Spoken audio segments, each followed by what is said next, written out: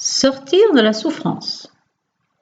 La vie nous propose, depuis notre venue au monde, des expériences et continuera à le faire jusqu'à notre départ. Les expériences proposées ne sont pas toujours en accord avec nos désirs ou notre volonté. Parfois, elles sont même aux antipodes. Il est vrai que nous avons une bonne idée de comment notre vie devrait être et quelles expériences nous devrions vivre afin d'être heureux. Pourtant, cette vie semble n'en faire qu'à sa tête. Elle nous donne des expériences comme une panne de voiture, un dégât des eaux, des expériences de relations qui ne sont pas toujours satisfaisantes, des complications au travail, une maladie. La vie semble faire tout pour mettre des obstacles récurrents dans notre quotidien, comme pour nous empêcher d'être heureux, en paix, sereins.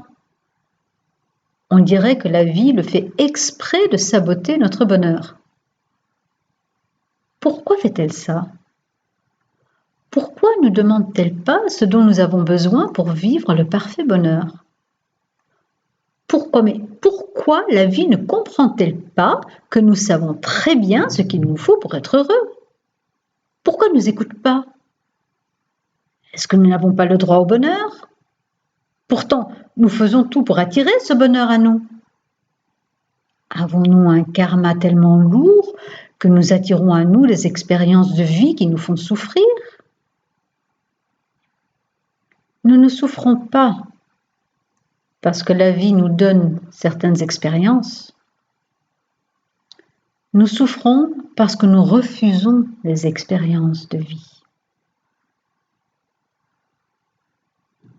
Tout d'abord, il nous faut comprendre que la vie ne nous veut aucun mal.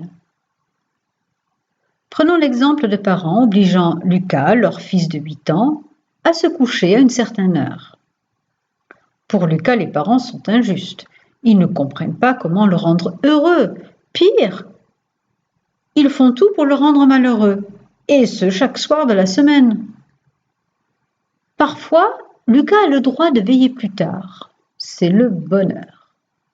Il se dit « mes parents ont enfin compris ». Mais cela ne perdure pas dans le temps. Est venue la fin des vacances, les parents recommencent à le faire coucher tôt. Vous avez compris que les parents ont une vision plus large de la vie que l'enfant de 8 ans et que s'ils l'obligent à se coucher à une certaine heure, c'est pour son bien. Dites-moi, avez-vous toute la vision de ce que est la vie ? Avez-vous compris le sens de la vie ? Le sens de votre vie ? De plus en plus de personnes estiment que nous sommes là pour évoluer en conscience. Cela sous-entend que nous avons un niveau de conscience limité, mais que nous pouvons le faire évoluer. Ainsi, nous ressemblons à cet enfant de 8 ans qui évolue vers un âge où il pourra prendre sa responsabilité sans l'aide de ses parents et se coucher à une heure convenable afin de ne pas être épuisé le lendemain. Aujourd'hui, à l'âge de 8 ans, les parents de Lucas lui offrent l'expérience de se coucher à une certaine heure afin de lui apprendre la discipline. S'il nous est facile d'accepter les expériences données par les parents de Lucas comme une aide, une éducation, par amour pour leur enfant, il nous est difficile d'accepter que la vie prenne le rôle d'un parent aimant. Pourtant, c'est exactement ce qu'il se passe. Les Yoga Sutras de Patanjali nous disent dans le livre 2, les degrés conduisant à l'union,